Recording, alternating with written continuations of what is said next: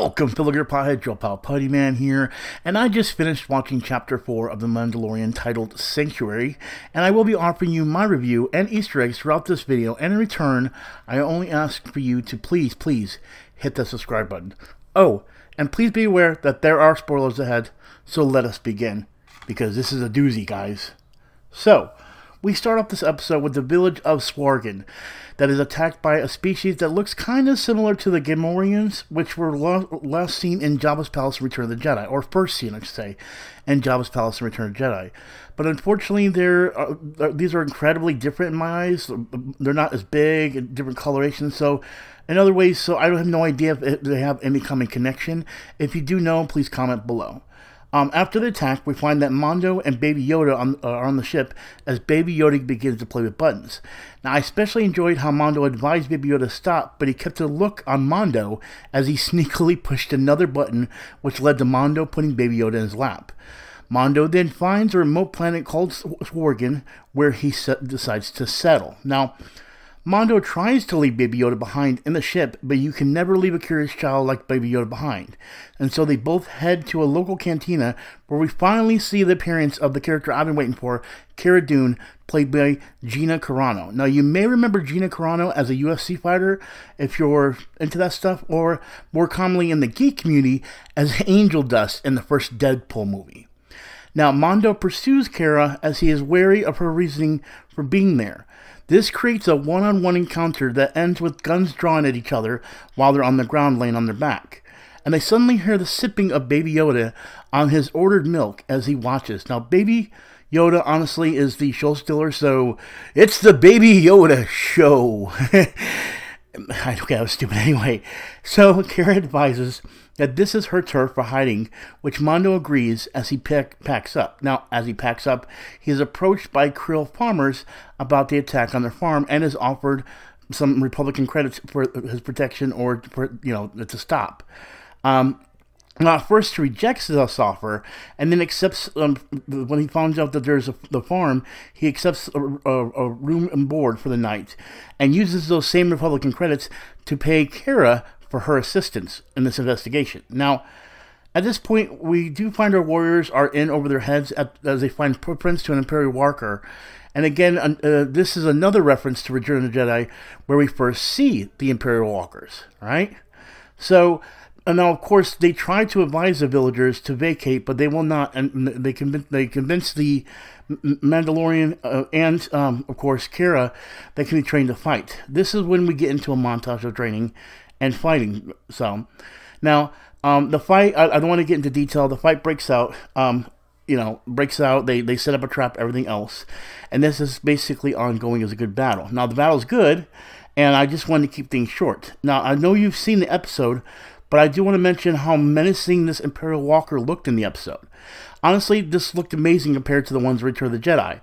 The red eyes, the way it looked down, and I feel like the way the director pointed the camera to give it a more menacing look in the dark, especially with special effects being so much better now, I honestly wish they would go back and put the Imperial Walkers to look like this. They looked menacing, and the way it walked was more realistic. It didn't seem so stiff like it did in the movies, which of course the movies were made, of course, like in the 70s. So anyway, so these farmers win, and we do see Baby Yoda is happy in the town, and playing with the kids. I even love the part where the kids talk about or give Baby Yoda a frog, and Baby Yoda starts eating it, so they all go ew, and Baby Yoda spits it out. Honestly, again, Baby Yoda is the star of the show. And you'll notice that the female, the love interest, or what could be potentially the love interest for Mando, they notice that, well, Cara and Mando notice that he could be happy with her if he removed his helmet, which they do finally explain why he can't remove his helmet and everything. But he does believe Baby Yoda would be happier here. So he decides to leave Baby Yoda and go on his own. Now, when I heard this, I was kind of sad, but then we kind of got a hint of a bounty hunter coming in. Now, this was kind of foreshadowing for something I knew was going to happen.